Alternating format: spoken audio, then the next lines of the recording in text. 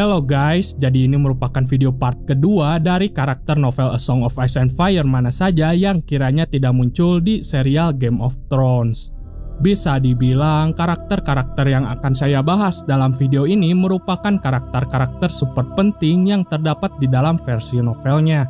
Karena karakter-karakter ini juga mendapatkan jatah point of view di dalam novelnya. Oke, gak usah berlama-lama, mari kita langsung saja ke pembahasan utamanya. Yang pertama adalah Quentyn Martell. Prince Quentyn Martell adalah anak kedua dari Prince Doran Martell dan Lady Mellario dari Norvos. Ia juga merupakan adik dari Arianne Martell yang notabene-nya adalah pewaris tahta dari House Martell. Nah, jadi Tristan Martell tuh sebenarnya adalah anak bungsunya Doran Martell ya guys. Jadi tidak seperti yang ada di versi TV seriesnya. Quentyn sendiri lalu dikirim oleh ayahnya untuk membujuk Daenerys Targaryen agar mau datang ke Dorne, di mana ia ditugaskan untuk memberikan sebuah perkamen berisi fakta rahasia yang telah ditandatangani oleh Sir Willem Darry dan Oberyn Martell dengan si Lord of Braavos sebagai saksinya. Nah, di dalam fakta tersebut berisi sebuah perjanjian bahwa Prince Viserys Targaryen akan menikahi kakak perempuannya Quentyn, yaitu Princess Arianne Martell, sebagai imbalan atas dukungan Dorne dalam upaya untuk mengembalikan House Targaryen ke tampuk kekuasaan. Namun dikarenakan Viserys sudah mati, Quentyn lalu menawarkan dirinya sendiri untuk menikahi Daenerys Targaryen, yang mana hasilnya adalah jawaban penolakan dari Daenerys. Singkat cerita, akhirnya Daenerys Targaryen pergi entah kemana bareng Drogon ya guys, yang kira-kiranya tuh seperti adegan di season 5-nya lah kurang lebihnya. Dan si Quentyn ini terpaksa harus segera pulang untuk memberikan kabar penolakan tersebut kepada ayahnya. Sebelum pulang, si Quentyn ini lalu dengan bodohnya mencoba untuk menjinakkan salah satu naga milik Daenerys, yaitu Viserion. Si Quentyn ini berpikir dikarenakan leluhurnya itu seorang Targaryen, jadi praktis ia juga mungkin akan bisa menjinakkan seekor naga.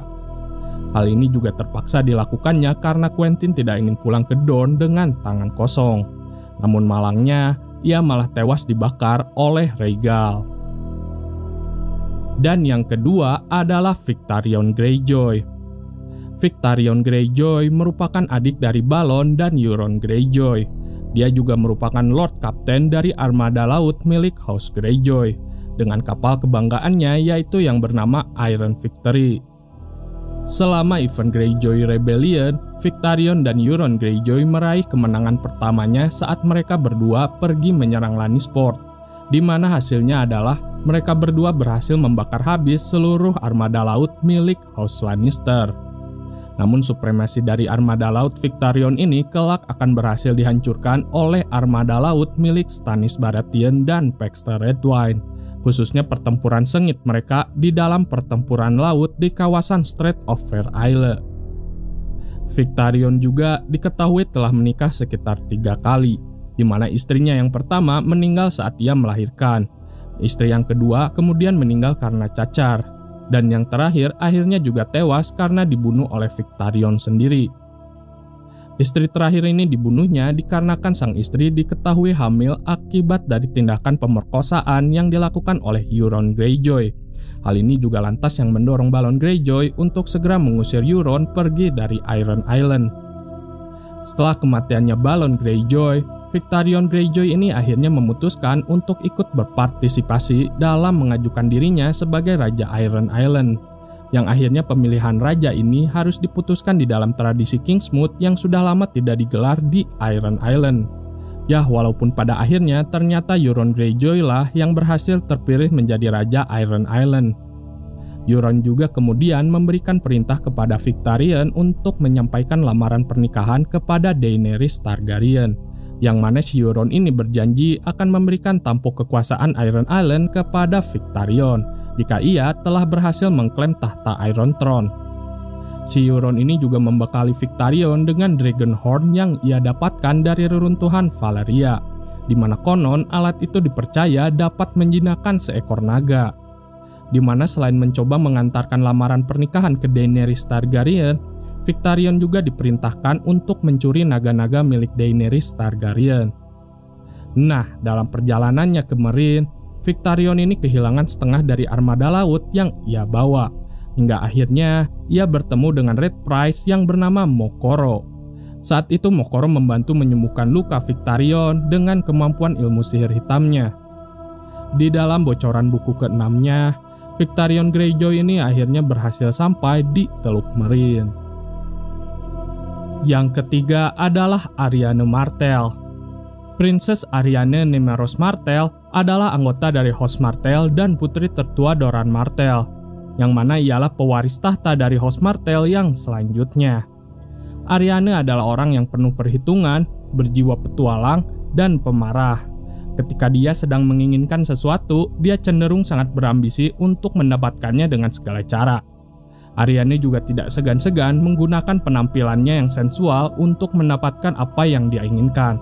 Khususnya ia selalu merayu para pria agar mau menuruti setiap permintaannya. Ia bahkan akan mengajak sang pria untuk berhubungan seks dalam konteks ini. Ser Arys Oakheart berpikir bahwa sifat Arianne ini lebih cenderung mirip dengan pamannya, yaitu Oberyn Martell daripada ayahnya. Arianne sangat khawatir bahwa Lord Anders Yornwood, yang mana adalah ayah angkatnya Quentyn saat ini, adalah bagian dari rencana untuk menjadikan Quentyn sebagai pewarisnya Doran yang berikutnya, dan menggusur haknya Arianne atas wilayah Dorne. Arianne juga mulai menjalankan rencananya, di mana dia berniat memahkotai Princess Myrcella sebagai penguasa Seven Kingdom. Arianne juga turut memanipulasi Ser Arys untuk membantu dan mendukung rencananya tersebut. Ia berjanji bahwa Ratu Myrcella akan mengizinkan mereka berdua menikah dan melepaskan sumpahnya sebagai anggota Kingsguard, walaupun sebenarnya Arianne tidak berniat untuk menikahi Arys Oakheart. Sayang, rencananya tersebut malah berhasil bocor dan akhirnya digagalkan oleh Doran Martell, yang saat itu mengirim Areo Hotah. Pada saat itu, Arianne dan Geralt Dane sebenarnya ingin menyerah, namun Ser Arys malah menyerang para pengawal tersebut hingga akhirnya sang Kingsguard berhasil dibunuh dengan mudahnya oleh Areo Hotah. Saat Arianne merasa putus asa, Geralt Dane malah melukai Princess Myrcella hingga kemudian ia berhasil melarikan diri dari kepungan pasukan Areo Hotah. Ketika Arianne mengungkapkan bahwa ia telah membaca surat yang ditujukan untuk Quentyn, Doran lalu menjelaskan bahwa surat tersebut sejatinya adalah bagian dari rencana besarnya untuk membalaskan kematian Elia Martell dan anak-anaknya. Ia juga menjelaskan Quentyn sendiri sedang menjalankan misi rahasia untuk membalaskan dendam mereka dan memberikan keadilan untuk House Martell. Dan yang selanjutnya, Arianne telah meyakinkan Myrcella untuk berbohong kepada Ser Balon Swan bahwa orang yang telah membunuh Ser Arys Oakheart adalah Ser Geralt Dane.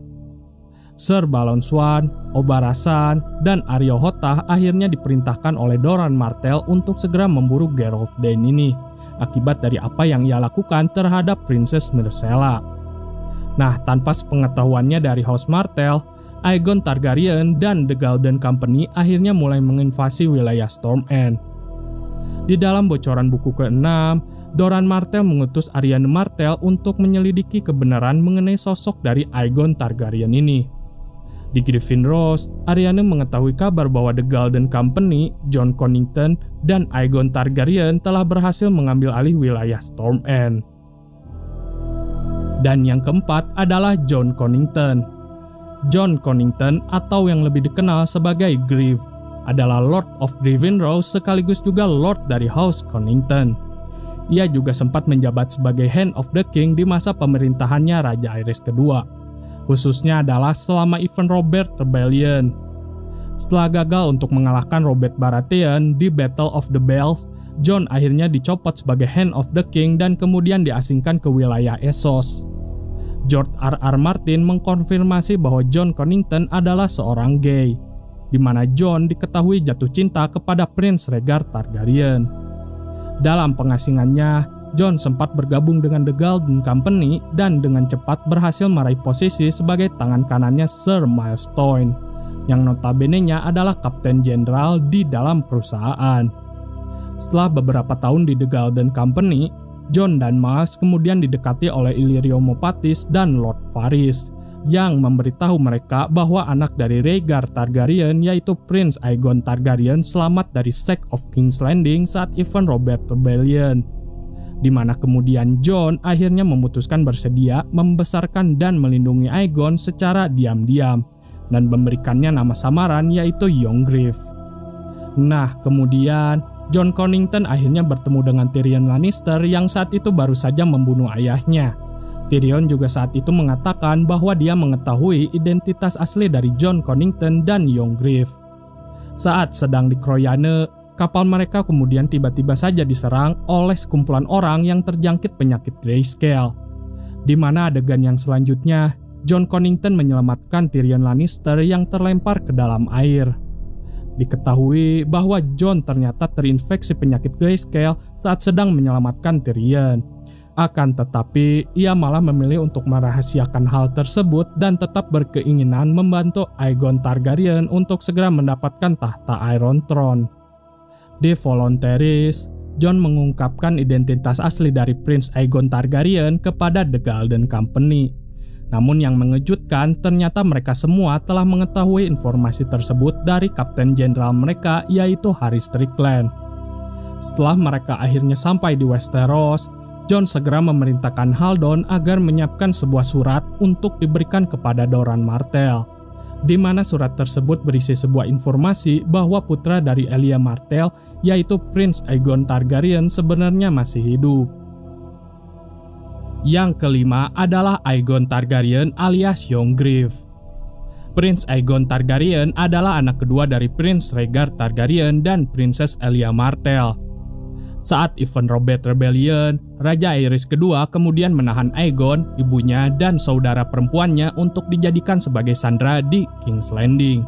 Hal itu dilakukannya untuk memastikan kesetiaan Dornis kepada kerajaan. Saat itu, Prince Aegon hanyalah bayi yang baru berusia beberapa bulan saja. Menurut Ned Stark, pasukan Sir Gregor Clegane merebut paksa Prince Aegon dari dekapan ibunya, dan lalu segera menghantamkan kepala Aegon ke dinding hingga pecah. Nah, di buku A Dance with Dragon, Tyrion Lannister bertemu dengan seorang pemuda bernama Yonggriff yang memperkenalkan dirinya sebagai anak dari seorang Sellsworth bernama Griff. Saat itu Yonggriff beserta rombongan sedang berencana pergi ke Volantis, di mana dia berencana menunggu kedatangan Daenerys Targaryen bersama dengan The Golden Company. Tak lama dari sejak pertemuan mereka, Tyrion lalu menyimpulkan bahwa Griff yang dimaksud adalah Lord Jon Connington, dan identitas asli dari Yonggriff adalah Aegon Targaryen. Aegon menjelaskan kenapa ia bisa selamat kepada Tyrion saat mereka berdua bermain Chivase. Menurut penuturan Aegon, bayi yang terbunuh saat terjadinya Sack of the King's Landing adalah anak dari seorang petani yang lahir di kawasan Fizzwater Bend. Ibu dari bayi tersebut meninggal saat melahirkan, dan kemudian ayahnya menjual putranya tersebut kepada Varys. Varys kemudian mengatur sebuah rencana pertukaran antara kedua bayi tersebut, di mana Princess Elia Martell menerima bayi petani sementara Varys mengambil sosok bayi Aegon yang asli. Tyrion lalu berpikir skeptis mengenai rencana untuk menikahkan Aegon dengan bibinya yaitu Daenerys Targaryen, karena sejatinya klaim Aegon atas tahta Iron Throne mutlak lebih kuat daripada klaim yang dimiliki oleh Daenerys Targaryen. Tyrion juga menyarankan agar Aegon pergi ke Westeros daripada pergi ke timur, sembari mengambil keuntungan dari apa yang telah disebabkan oleh War of the Five Kings. Dan yang selanjutnya, permainan Chivase pun berakhir dengan kekalahannya Aegon Targaryen. Nah, yang selanjutnya, rombongan Aegon melakukan perjalanan ke Volontaris, di mana dia dan Jon Connington pergi menuju ke tempatnya The Golden Company. Mengenakan warna kebanggaannya House Targaryen, ia mulai memperkenalkan dirinya sebagai Aegon VI Targaryen. Aegon juga saat itu melihat kesempatan untuk menjalankan rencananya sendiri, yaitu pergi ke Westeros dan mengklaim tahta Iron Throne atas namanya sendiri. Rombongan Aegon pun kemudian segera meninggalkan Volantis. Aegon juga mengangkat Sir Rolly Duckville sebagai kesatria Kingsguard pertamanya, dan Aegon juga setuju akan rencana Jon Connington untuk merebut wilayah Storm End terlebih dahulu. Nah, berita tentang Prince Aegon yang masih hidup akhirnya sampai ke King's Landing.